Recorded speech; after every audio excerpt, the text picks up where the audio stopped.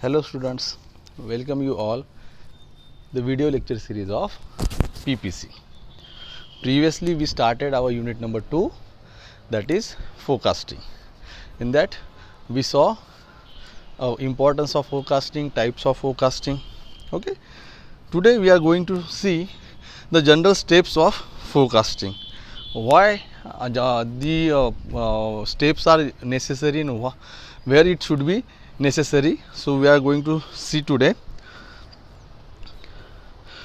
तो आज हम देखेंगे कि जनरल स्टेप्स जो रहते हैं, जनरल प्रोसीजर जो रहती है फोरकास्टिंग की, तो वो हम देखेंगे, उसका इम्पोर्टेंस देखेंगे और वो क्यों इतनी इम्पोर्टेंट है इंडस्ट्री के कंसिडरेशन में. ठीक है, तो कैसा होता है कि जब भी कोई फोरकास्टिंग करता है तो उसके स्टेप्स सेम रहेंगे ऐसा ज़रूरी नहीं रहता, क्योंकि कंपनी वाइज, कंडीशन वाइज हर चीज़ें डिफरेंट होती है, वैरी करती है. तो उसके लिए कुछ पर्टिकुलर स्टैंडर्ड प्रोसीजर रहेगी ऐसा ज़रूरी नहीं रहता.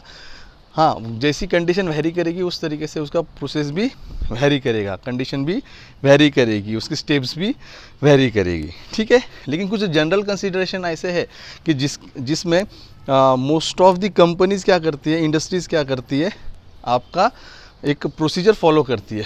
कुछ स्टैंडर्ड तो नहीं कहेंगे, लेकिन कुछ फिक्स प्रोसीजर रहेंगे जिसको वो ज़्यादा इम्पोर्टेंस देते हैं, उसको वो कंसीडर करके फोरकास्टिंग करते हैं. तो वो स्टेप्स कौन से, जैसे आपके सामने दिख रहा है, determining the objective of forecasting. अब जैसे हमने प्रीवियस लेक्चर में देखा था कि कोई भी चीज़ का एक ऑब्जेक्टिव इम्पोर्टेंट रहता है. जब कोई भी आप एक टेक्निक यूज़ कर रहे हो, प्रोसीजर यूज़ कर रहे हो, स्टेप्स यूज़ कर रहे हो, तो उसका एक हमेशा ऑब्जेक्टिव रहता है, उसका एक एडवांटेज भी रहता है और उसका लिमिटेशंस भी रहते हैं, यानी डिसएडवांटेजेस भी रहते हैं. तो सेम जब भी आप कोई टेक्निक यूज़ कर रहे हो तो आपके पास उसके लिए एक ऑब्जेक्टिव भी रहना ज़रूरी है. वो ऑब्जेक्टिव क्या करता है आपका, कि आपको हेल्प करता है कि आप किस तरीके से उस प्रोसीजर को या उस स्टेप्स को यूटिलाइज़ कर सकते हो, उसका इंपॉर्टेंस किस तरीके से रहेगा, उस अकॉर्डिंग टू दैट आप उसको यूटिलाइज़ कर सकते हो. तो यहाँ पे क्या क्या है, फोरकास्टिंग के कुछ ऑब्जेक्टिव्स यानी स्टेप्स है. तो वो स्टेप्स के भी कुछ ऑब्जेक्टिव्स है कि क्यों. तो उन्होंने फर्स्ट जो बोला है कि determine the objective of forecasting. मान लो आपका XYZ कंपनी है जिसमें आप ABC एक प्रोडक्ट मैन्युफैक्चरिंग कर रहे हो, प्रोड्यूस करने वाले हो. तो आपको उस प्रोडक्शन का या उस प्रोडक्ट का ऑब्जेक्टिव जानना है, और वो ऑब्जेक्टिव आपको फाइंड आउट करने के बाद आपको वो उस फ्यूचर डिमांड यानी फ्यूचर के हिसाब से उसको किस तरीके से डिमांड रहेगी वो आपको फोरकास्टिंग करनी है. तो किस बेसिस पे फोरकास्टिंग करनी है, आपको उस प्रोडक्ट के यूज़र्स के अकॉर्डिंग फोरकास्टिंग करनी है, आपको प्रोडक्ट के यूज़ के अकॉर्डिंग फोरकास्टिंग करनी है, परचेसिंग के अकॉर्डिंग, सेलिंग के अकॉर्डिंग.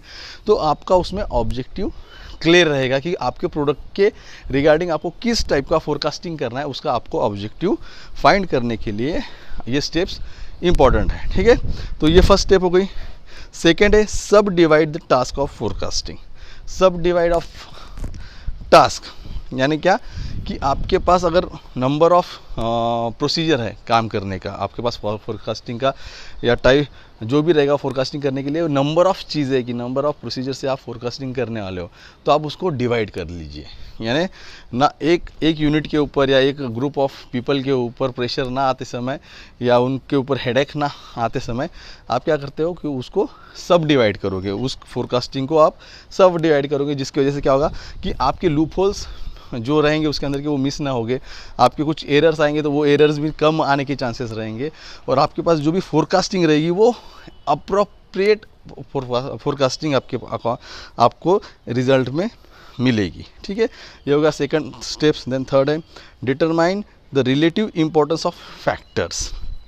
यानी जब आप कोई फैक्टर कंसिडर करोगे, कोई भी फैक्टर जो जिसकी वजह से आपका फोरकास्टिंग को अफेक्ट होने वाला है, यानी फोरकास्टिंग के लिए वो अच्छी चीज़ नहीं रहेगी, तो आप क्या करोगे, उसको डिटरमाइन करोगे कि इसके लिए, यानी आप उसको फाइंड आउट करोगे कि किस तरीके से आपका फोरकास्टिंग का जो भी इम्पोर्टेंस है वो निगेटिव वे में ना जाए, या जो आपको इम्पोर्टेंस है उस इम्पोर्टेंस का आप डाइवर्ट ना हो जाए कि किस तरीके से आपको फोरकास्टिंग करना है. ठीक है, देन फोर्थ स्टेप है select the method to be used for forecasting.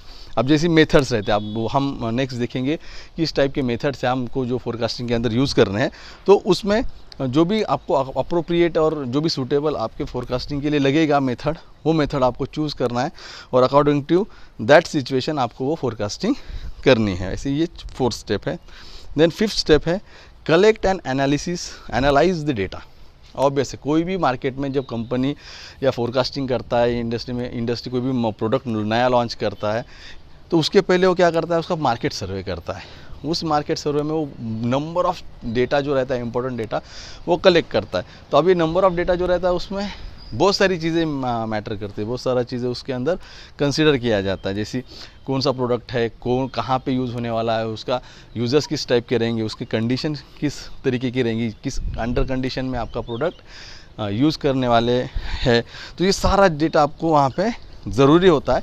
तो ये आपको कलेक्ट करना पड़ता है और उसके अकॉर्डिंगली आपको उसका एनालिसिस करना पड़ता है। एनालिसिस करना पड़ता है यानी क्या कि मान लो कि मेरा XY रूरल एरिया में मेरा प्रोडक्ट ज़्यादा मुझे बेचना है, क्योंकि वहाँ पर इंपॉर्टेंस मेरे प्रोडक्ट का ज़्यादा है। तो आप उस तरीके से वहाँ पे एनालिसिस करो कि वहाँ पे कितने कॉम्पिटिटर है, उनकी कॉस्टिंग क्या है, जो उनके प्रोडक्ट की कॉस्टिंग क्या है, मेरे प्रोडक्ट की कॉस्टिंग क्या है, तो मुझे क्या चेंजेस करने पड़ेंगे, उनके प्रोडक्ट में और मेरे प्रोडक्ट में ऐसा डिफरेंस क्या है, उनके प्रोडक्ट के और मेरे बीच में एक्स फैक्टर क्या है। तो ये सारा चीज़ें आपको एनालिसिस करने को ये स्टेप हेल्प करती है और उसको एनहांस करने के लिए आपको आपके मटेरियल को या आपके प्रोडक्ट को एनहांस करने के लिए आपको ये हेल्प करती है। देन नेक्स्ट स्टेप है वो है study the correlation between self forecasting and sales promoting plans. अब देखो क्या होता है, सेलिंग करना is a different thing and promotion करना is a different thing. Mostly क्या होता है, सबको ये लगता है कि सेलिंग एंड मार्केटिंग ये एक टाइप का ही सिस्टम है। एक्चुअली वैसा नहीं रहता। क्या होता है, जब आप मार्केटिंग करते हो तो आपके मार्केटिंग या प्रमोशन के बेस पे ही आपकी सेलिंग होती है। अगर आप कोई भी मार्केटिंग नहीं करोगे, कोई भी प्रमोशनल एक्टिविटी नहीं करोगे, तो आपका प्रोडक्ट कस्टमर्स तक नहीं पहुंचता, यानी इन रियल कंडीशन में नहीं पहुंचता। ऐसा नहीं कि आपका प्रोडक्ट मार्केट में आने के पहले आपको कस्टमर्स को उसके बारे में इन्फॉर्म करना पड़ता है, किस तरीके से मेरा प्रोडक्ट है, वो आपको किस कंडीशन में हेल्प करेगा। उसके लिए फिर नंबर ऑफ़ प्रमोशनल एक्टिविटीज़ रहती है। जैसे आजकल के ज़माने में अब डिजिटल मार्केटिंग को बहुत ज़्यादा इम्पोर्टेंस दिया जा रहा है, क्योंकि डिजिटल मार्केटिंग को ही सब ज़्यादा प्रेफर करते हैं। और डिजिटल मार्केटिंग में होता क्या है कि सारे लोग अब डिजिटली बहुत ज़्यादा एक्टिव हो चुके हैं, तो उनके नज़रों के सामने आने के लिए आप ऐसी चीज़ें करते हो कि जिसकी वजह से आपका प्रोडक्ट उनके सामने दिखता है। जिस तरीके से अगर आप कोई भी एक वेबसाइट पे जाते हो तो आपको उसके सराउंडिंग बहुत सारे एडवर्टाइजमेंट दिखते हैं, या कोई भी मोबाइल के ऊपर आप ऐप ओपन करते हो तो उसके अराउंडिंग भी आपको बहुत सारे एडवर्टाइजमेंट दिखते हैं। तो ये एक एग्जाम्पल है डिजिटल मार्केटिंग का। तो ये भी स्टडी करने में आपको हेल्प करता है कि किस तरीके से आपको प्रमोशनल एक्टिविटी करनी है और उस प्रमोशनल एक्टिविटी के बेस के ऊपर आपको किस तरीके से आपका प्रोडक्ट सेल करना है। तो इसमें भी ये स्टेप बहुत इंपॉर्टेंट है जो हेल्प करती है। देन 7th स्टेप है study of competitors activities. Exactly अभी जो थोड़ी देर पहले मैंने आपको कहा था कि आप जब डेटा कलेक्ट करते हो, एनालिसिस करते हो कि मेरा प्रोडक्ट किस एरिया में यूज़ होने वाला है ज़्यादा और वहाँ पे कॉम्पिटिटर है या नहीं है। तो अगर कॉम्पिटिटर है तो उसमें और मेरे प्रोडक्ट के अंदर कितना डिफरेंस है। अब मान लो कि अब वो उसके प्रोडक्ट के लिए क्या एक्टिविटीज़ प्लान कर रहा है, वो भी हमें स्टडी करने को हेल्प करना है। स्टडी करनी इंपॉर्टेंट होती है, क्योंकि वो किस तरीके की टेक्नोलॉजी यूज़ कर रहा है, टर्मिनोलॉजी यूज़ कर रहा है उसका मार्केट में जो प्रोडक्ट आने वाला है उसकी प्रमोशनल एक्टिविटी के लिए, सेलिंग के लिए। फॉर एग्जांपल उसने कुछ सामने वाले जो बिजनेसमैन्स रहते हैं या जो सेलर्स रहते हैं उनको कुछ प्लान दिए हैं, कुछ बेनिफिशियल प्लान दिए हैं, उनको कुछ बोनस दिया है, उनको कुछ परसेंटेज एक्स्ट्रा दिए हैं। तो वो सारी स्टडी आपको देख करनी है कि आपका कॉम्पिटिटर किस तरीके से वर्क कर रहा है, आपका कॉम्पिटिटर क्या सोच के प्लान कर रहा है आगे चल के कि आप उसका प्रोडक्ट मार्केट में स्टैंड करें। ठीक है, तो ये भी आपको हेल्प करता है ये स्टेप कि आपको आपके कॉम्पिटिटर की एक्टिविटीज़ स्टडी करने में। देन नेक्स्ट है प्रिपेयर फाइनल सेल्स फोरकास्टिंग। यानी क्या कि जब आप पूरा मार्केट सर्वे कर लेते हो, पूरा डेटा कलेक्ट कर लेते हो, एनालिसिस कर लेते हो, कॉम्पिटिटर के बारे में भी कर लेते हो, तो आप फाइनल प्रोसीजर ऐसी बनाते हो बनानी पड़ती है कि जिसमें आपको आपका फोरकास्टिंग करना इम्पॉर्टेंट है। किस तरीके से आप प्री प्लान करोगे, फाइनल प्रोसेस रहेगी कि मान लो कि मेरा कॉम्पिटिटर XYZ कॉम्पिटिटर है, नंबर ऑफ़ कॉम्पिटिटर इतने हैं, उनके प्रोडक्ट्स मार्केट में इतने हैं, उनका रेंज ये है, उनके क्वालिटी ये है। तो वो सारा आप कंसीडर करके क्या करते हो, एक फ़ाइनल प्रोसीजर बनाते हो फोरकास्टिंग के लिए कि मुझे इस तरीके से मेरा प्रमोशनल एक्टिविटी करना पड़ेगा, मुझे भी कुछ प्लान्स देने पड़ेंगे, मुझे भी कुछ परसेंटेज सेलर्स को देने पड़ेंगे। तो ये नंबर ऑफ़ चीज़ें आप फाइनलाइज करते हो जब पूरा एनालिसिस करते हो, ठीक है। देन नेक्स्ट स्टेप आपको करना है उसके बाद इवैल्यूएशन एंड एडजस्टमेंट्स। जैसे फॉर एग्जांपल आपका जो भी प्लान किया है वो सडनली काम करते करते वर्क नहीं कर रहा है, वो प्रोसीजर में आ रहा है लेकिन वो एग्जैक्टली कुछ तो सर्टन सिचुएशन ऐसी आ रही है कि जिसकी वजह से वो कहीं ना कहीं तो प्रॉपर तरीके से वर्क नहीं कर रहा है। तो वहाँ पे आपको क्या करना पड़ता है कि आपको हल्के से चेंजेस करने की ज़रूरत लग रही है, तो आप उस प्रोसीजर के अंदर हल्के से चेंजेस करोगे। आपको एडजस्टमेंट करनी पड़ रही है तो आपको एडजस्टमेंट करनी पड़ेगी। फॉर एग्जांपल मान लो कि आपने कोई प्रमोशनल एक्टिविटी के लिए कोई रूरल एरिया में XYZ बंदा पकड़ लिया है और उसको आपने कहा है कि आपको इतनी इतनी प्रमोशनल एक्टिविटीज़ करनी है, इस टाइप से करनी है और आपको नियर अबाउट 1000 लोगों तक पहुंचना है। और सडनली वो बंदा जो भी आप जिस इंसान के ऊपर डिपेंडेंट थे वो इंसान अवेलेबल ही नहीं है सर्टन सिचुएशंस की वजह से। तो आप वहाँ पे ये नहीं बोल सकते हो ना कि जब तक वो इंसान एक्टिव ना हो तब तक मैं मेरी एडवर्टाइजमेंट ना करे। तो आपको वहाँ पे आपका टाइम बचाने के लिए आपको एक प्लान बी बनाना पड़ेगा। सडनली आपको कुछ तो वहाँ पे प्लानिंग करनी पड़ेगी कि अगर वो इंसान वहाँ पे नहीं है तो मुझे वहाँ पे आप किस तरीके से प्रमोशनल एक्टिविटी करनी पड़ेगी और वो थाउजेंड्स लोगों तक मुझे किस तरीके से रीच आउट करना पड़ेगा। तो वो आपको इवैल्यूएशन भी करना पड़ेगा और उसके हिसाब से हल्का सा एडजस्टमेंट भी करना पड़ेगा कि ठीक है ये इंसान नहीं तो अब मुझे दूसरा कोई अनस्किल्ड या थोड़ा सा ठीक ठाक इंसान भी मिल गया तो मैं उससे ये प्रमोशनल एक्टिविटी कर लूँगा। और मेरा प्लान 2 दिन का था तो मुझे अब वो 3 या 4 दिन में वो प्लान एग्जीक्यूट करने को लगेगा। तो इसमें आपकी वो तैयारी होनी चाहिए, वो माइंडसेट होना चाहिए जिसकी वजह से आपका जो भी इवैल्यूएशन और एडजस्टमेंट वो हो तो वो प्रॉपर तरीके से भी हो, ठीक है। तो ये हो गए आपके स्टेप्स, जनरल प्रोसीजर और फोरकास्टिंग, ठीक है। अब हम देखेंगे उसके एडवांटेजेस और लिमिटेशन। अब एडवांटेजेस में क्या होता है कि जैसे पहला एडवांटेज क्या है उसका, it helps in effective planning. Obvious चीज़ है, अगर आपको कोई इफ़ेक्टिव और इफ़िशिएंट वर्क करना है तो आपको वो चीज़ के बारे में बहुत ज़्यादा एनालिसिस करना पड़ता है, स्टडी करना पड़ता है। तो ये स्टडी करने में थोड़ा सा हार्ड होता है क्योंकि किसी के पास प्लानिंग नहीं होती कि वो स्टडी भी किस तरीके से करे, डेटा भी किस तरीके से कलेक्ट करे और उस डेटा को एनालिसिस भी किस तरीके से करे। तो इसलिए आपको जो जनरल स्टेप्स दिए गए तो ये आपको हेल्प करता है कि किस तरीके से आपने डेटा कलेक्ट करना है, एनालिसिस किस तरीके से करना है, फाइनल वर्क किस तरीके से करना है और अगर ज़रूरत गिरी तो आपको उसमें चेंजेस क्या करने पड़ेंगे तो वो भी किस तरीके से करना है।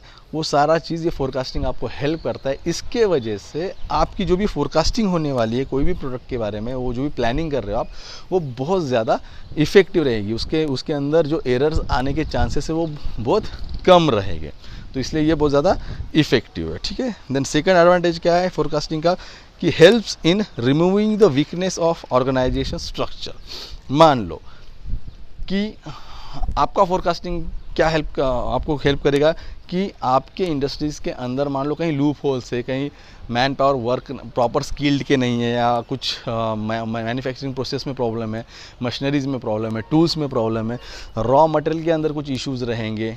फिर आप क्या करते हो, एक स्टैंडर्ड प्रोसीजर फॉलो करते हो कि किस तरीके से आपका इंडस्ट्री के अंदर वर्क स्ट्रक्चर बनाओगे, कल्चर बनाओगे, किस तरीके से एक स्टैंडर्ड फॉर्मेट मेंशन प्रिपेयर करोगे और उसको आप किस तरीके से वो फॉलो करने की कोशिश करोगे।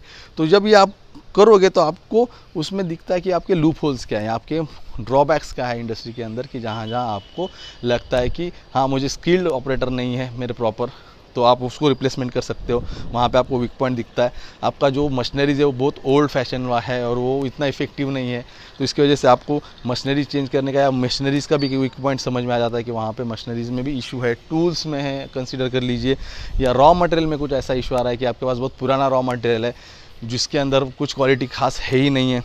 तो ये जब कब होगा, जब ये फाइंड आउट करते हो तो कब होता है कि जब आपको एक स्टैंडर्ड फॉर्मेट बनाते हो। तो आपको फोरकास्टिंग इसी में ही हेल्प करता है कि आप स्टैंडर्ड फॉर्मेट बनाओ और ये वीकनेसेस आप उसके अंदर से फाइंड आउट करो और उसको रिप्लेसमेंट करो, और कुछ रोटेशनल चीज़ें रहेंगी तो रोटेशनल चीज़ें करेंगे हम उसके अंदर। जिस तरीके से अगर मैन पावर है तो उस मैन पावर को रोटेशनल बेस पे उनको काम दिया जाएगा, देते रहेंगे, कि जिसकी वजह से क्या होगा कि हर इंसान को हर डिपार्टमेंट के अकॉर्डिंगली क्या वर्क होता है वो समझ में आएगा, और वो फ्यूचर में कुछ एरर भी आ रहा होगा तो वो उसमें हेल्प कर सकता है कि उस एरर को किस तरीके से सॉल्व करें। ठीक है, देन नेक्स्ट है हेल्प्स इन बेटर कोऑर्डिनेशन। जैसे अभी थोड़ी देर पहले कहा था कि अगर आप रोटेशन करोगे आपके इंडस्ट्रीज़ के अंदर तो आपको क्या मिलेगा कि आपको प्रॉपर कोऑर्डिनेशन सिस्टम मिलेगी, आप एक दूसरे से प्रॉपर कम्युनिकेट कर पाओगे, तो वो कम्युनिकेशन सिस्टम भी आपकी डेवलप हो जाएगी और आप एक दूसरे से प्रॉपर तरीके से कोऑर्डिनेट कर पाओगे कि किस तरीके से आपका वर्क कंप्लीट होना चाहिए, कौन से लूप होल होने के चांसेस है, अगर वो लूप होल्स आ भी गए, एरर्स आ भी गए, तो आपको किस तरीके से उसके ऊपर वर्क करना है। तो ये भी इसको आप एक तरीके से एडवांटेज समझ सकते हो। देन है achieves cooperation in the enterprises. Exactly, जैसे अभी थोड़ी देर पहले भी कहा था मैंने कि जब आप रोटेशन करते हो तो आप कोऑपरेशन, एक दूसरे से कोऑपरेशन का जो भी कंसिडरेशन करते हो तो वो आपको प्रॉपर तरीके से कोऑपरेशन मिलता है, वो भी एक एडवांटेजेस है इसका। Then provides a basis for effective control. जब भी आपको कोई भी लूप होल दिखता है या कोई भी आपको ड्रॉबैक्स दिखता है, कोई भी वीकनेस दिखेगा उसके अंदर, तो आप क्या करते हो उसको प्रॉपर बेस दोगे कि जिसकी वजह से ये कंट्रोल हो पाए। फॉर एग्जांपल मैन पावर अगर इफेक्टिव नहीं है, मैन पावर जो आपके पास स्किल्ड ऑपरेटर नहीं, तो आप उसको इफेक्टिव बनाने के लिए क्या करोगे, आप उसको रिप्लेस करोगे या वहाँ पे आप कोई स्किल्ड ऑपरेटर लेके आओगे और उनको ट्रेनिंग दोगे, उनको फिर आप कुछ मीन्स 10 दिनों का 15 दिनों का आप ट्रेनिंग दोगे, जिसकी वजह से उसका जो भी उनके अंदर जो अनस्किल्ड चीज़ें थी वो स्किल्ड उसके अंदर आ जाए, तो आप उसके अंदर वो एक कंट्रोल वाला, इफेक्टिव कंट्रोल वाला एक बेस या एक प्रोसीजर आप उसको उसके अंदर फॉलो कर सकते हो। तो ये भी एक इसका फोरकास्टिंग का बेनिफिट है। देन है provides importance at the national level. कोई भी नेशनल लेवल पे आपको उसका इम्पोर्टेंस देना है। मान लो कि कंपनी आपकी जो है वो नेशनल लेवल पे इस्टेब्लिश करनी है आपको, तो आप उस तरीके से उसको इकोनॉमिकली आपकी लेवल बढ़ा सकते हो, नेशनल लेवल पे आप उसको लेके जा सकते हो। आप आपका वो जो भी बिज़नेस है वो नेशन वाइज आप उसको वो स्प्रेड कर सकते हो। तो ये भी आपको उसका एक एडवांटेज मिलता है। ठीक है, तो ये हो गया इसके एडवांटेजेस। अब देखेंगे हम उसके लिमिटेशंस क्या रहेंगे उसके अंदर कि हमेशा फोरकास्टिंग क्या होता है कि मेन जो इम्पोर्टेंट लिमिटेशन है फोरकास्टिंग का, कि आपको फोरकास्टिंग जो करनी पड़ती है वो ऑलवेज एजम्पशन पे करनी पड़ती है। ये आप किसी बेसिस पे ज़्यादा भरोसा नहीं रख सकते। आपके पास सिर्फ एक ही चीज़ रहती है कि जो आपका पास्ट एक्सपीरियंस या पास्ट डेटा है उसके बेस पे ही आप फ्यूचर की फोरकास्टिंग करते हो, प्लानिंग करते हो कि किस तरीके से आपका प्रोडक्ट वर्क करेगा, किस तरीके से आपको मैन्युफैक्चरिंग करना है, किस तरीके से आपको सेलिंग करना है। तो ये इतना इफेक्टिव रहेगा इसकी गारंटी नहीं है, यानी इतनी भी गारंटी नहीं है कि वो वर्क ही नहीं करेगा, लेकिन इस पे ये एजम्पशन की वजह से, एजम्पशन के ऊपर इसको आपको वर्क करना है, इसकी वजह से क्या हो जाता है कि ये इतना लोगों को लगता है, कुछ मोस्टली इंडस्ट्रीज़ को लगता है कि इतना इफेक्टिव नहीं रहेगा। तो इसीलिए ही फोरकास्टिंग उसके अंदर एक छोटा सा एलिमेंट लेके आ जाता है कि आपको उसके अंदर एडजस्टमेंट और इवैल्यूएशन करना ज़रूरी है इमरजेंसी में।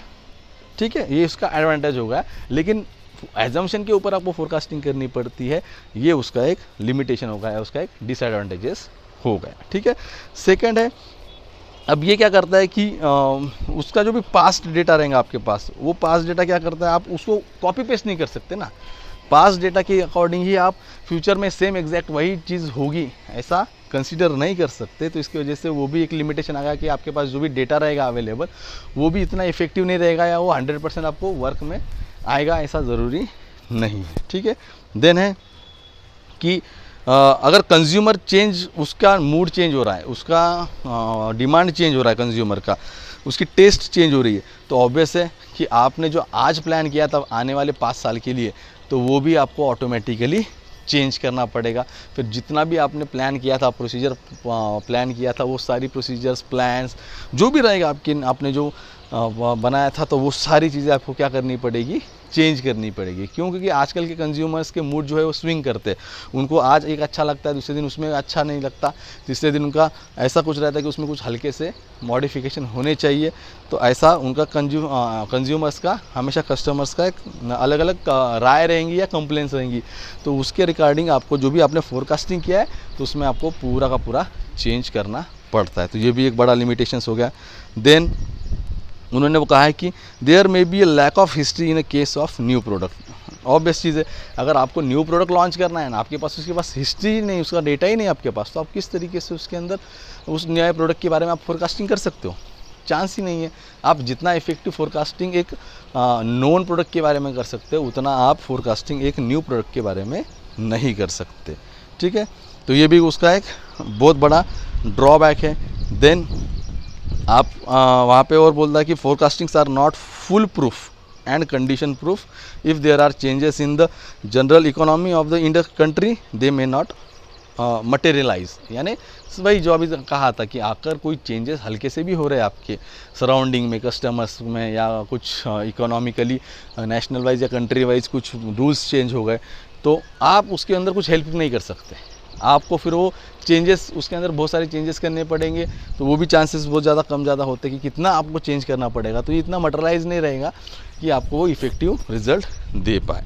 ठीक है, तो there may be a lack of efficient and experienced sale force. ये भी हो सकता है कि माइट भी आपके पास उतना एक्सपीरियंस मैन पावर नहीं रहेगा जो सेल भी कर पाए और प्रमोशनल एक्टिविटीज़ भी कर पाए, क्योंकि पास्ट बेसिस के ऊपर आप इतना कुछ काम नहीं कर सकते। ये कंसीडर कर लीजिए, ये समझ लीजिए कि हम फोरकास्टिंग का डिसएडवांटेजेस और लिमिटेशन देख रहे हैं। ठीक है ना, तो ऐसे बहुत सारी चीज़ें कि जिसके अंदर आपको उसके लिमिटेशंस दिख के आएंगे, समझ के आएंगे कि किस तरीके से फोरकास्टिंग कुछ सर्टन या कुछ बहुत माइनर पॉइंट्स कंडीशंस के अंदर वो इतना यूज़फुल नहीं है, वर्कफुल नहीं है। ठीक है, तो आज के लेक्चर में हमने बहुत सारी चीज़ें कवर अप कर ली है। तो नेक्स्ट लेक्चर में हम और उसके इसके नेक्स्ट बिट्स देखेंगे। तो तब तक के लिए थैंक यू।